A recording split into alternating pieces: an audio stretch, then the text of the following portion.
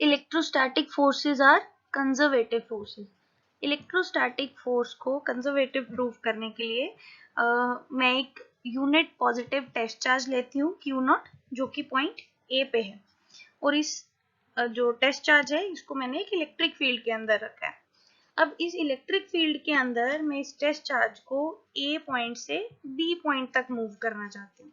तो A point से B point तक लेके जाने के लिए मेरे पास बहुत सारे पाथ हैं, स्ट्रेट लाइन पाथ है, कोई भी कर्व पाथ मैं ले सकती हूँ। तो सपोज मैंने जो पाथ लिया वो इस तरह से है, ठीक है, फ्रॉम A टू B इस तरह से कर्व्ड पाथ है।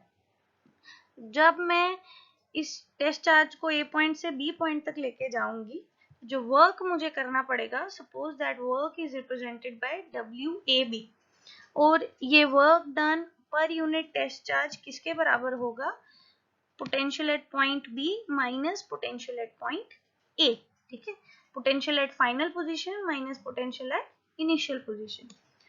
अब नेक्स्ट स्टेप में मैं क्या करूंगी, इस यूनिट पॉजिटिव टेस्ट चार्ज को मैं B पॉइंट से लेके आऊंगी A पॉइंट पे, और जो पाथ मैं फॉलो करूंगी वो ये वाला पाथ नहीं है, मैं कोई और पाथ फॉलो करूंगी। Suppose the path is like this, ठीक है।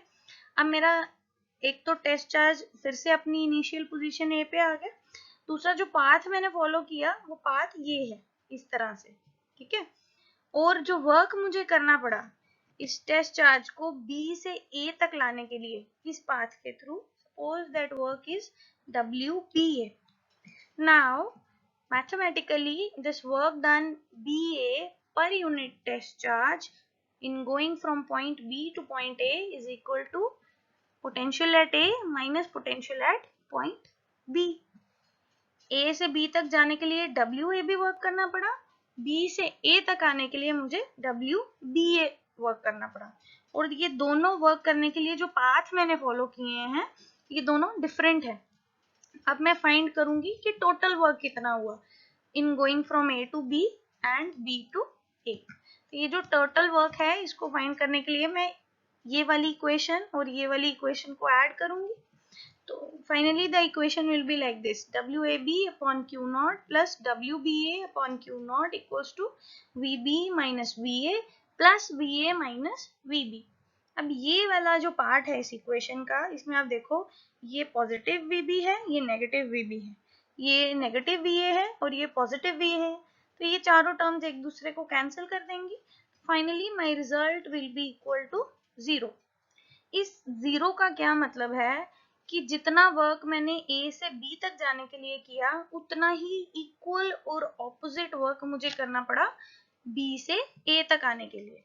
और ये जो वर्क है ये पाथ पे डिपेंड नहीं करता, ये वर्क डिपेंड करता है खाली इनिशियल और फाइनल पॉइंट्स पे।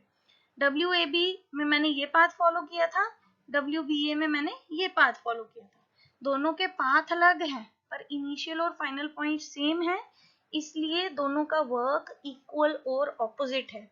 तो ऐसी फोर्सेस जो इस तरह का वर्क प्रोड्यूस करें जो इक्वल एंड ऑपोजिट हो और एक क्लोज्ड पाथ में द टोटल वर्क डन जो है वो 0 हो, तो ऐसी फोर्सेस को बोलते हैं कंजर्वेटिव फोर्सेस, और ऐसे फील्ड को, इलेक्ट्रोस्टैटिक फील्ड को बोलेंगे कंजर्वेटिव फील्ड।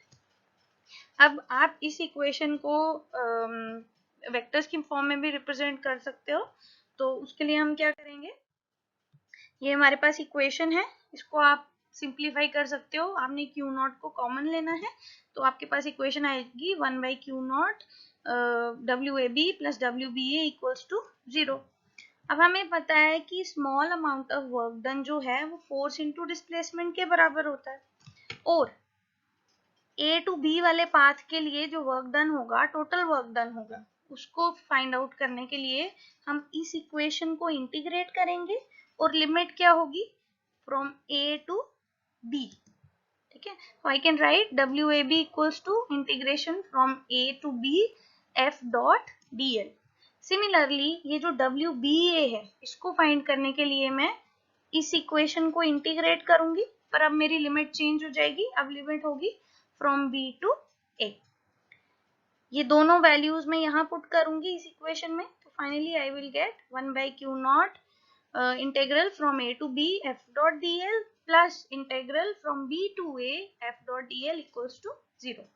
अब नेक्स्ट स्टेप में मैं क्या करूंगी, इस क्यू नॉट को ये वाले एफ के साथ मल्टीप्लाई करूंगी और ये वाले एफ के साथ, मेरे पास इक्वेशन कुछ इस तरह से बन जाएगी।